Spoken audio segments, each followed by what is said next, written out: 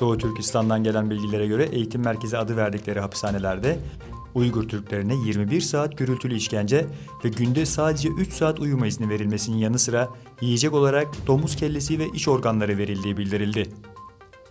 Konuya ilişkin sert açıklama yapan Etik Başkanı Karakaş, dünya tarihinde böyle bir zulüm yaşanmadığını, Çin baskılarının artık dayanılmaz hale geldiğini ve dünya kamuoyunun bu zulme sessiz kalmaması gerektiğini ifade etti. Kırım Tatar Milli Meclisi ve Dünya Kırım Tatar Kongresi Başkanı, Ukrayna Milletvekili Rafat Chubarov, Kırım'ın Rusya tarafından işgali devam ettiği sürece tarım alanındaki olumsuz durumun daha da ağırlaşacağı, dolayısıyla Yarımada'da geleneksel olarak tarımla uğraşan etnik Ukraynalılar ve Kırım Tatarlarının Yarımada'nın dışına itileceği fikrini ifade etti.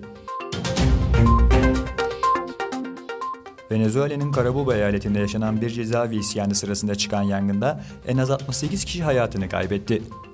Kaçma teşebbüsünde bulunan tutukluların yataklarını yakmasıyla başlayan olayda çok sayıda mahkumun duman zehirlenmesinden öldüğü belirtiliyor. ABD Başkanı Donald Trump, Kuzey Kore lideri Kim Jong-un'un Çin'e yaptığı resmi ziyaretin olumlu geçmesine sevindiğini ancak yaptırımların süreceğini söyledi. Milli Güvenlik Kurulu Cumhurbaşkanı Recep Tayyip Erdoğan'ın başkanlığında Beştepe'de toplandı. Cumhurbaşkanlığı Külliyesi'ndeki toplantıda Menbiş'teki teröristlerin bölgeden uzaklaştırılması gerektiği, aksi takdirde Türkiye'nin inisiyatif kullanacağı belirtildi.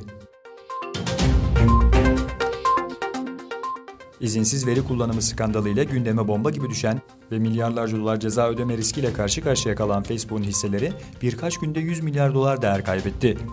Veri ihlalleriyle güvenilirliğini önemli ölçüde kaybeden sosyal medya devi, kullanıcılarına verileri üzerinde daha çok kontrol hakkı tanıyacak bir dizi değişikliğe gideceğini açıkladı.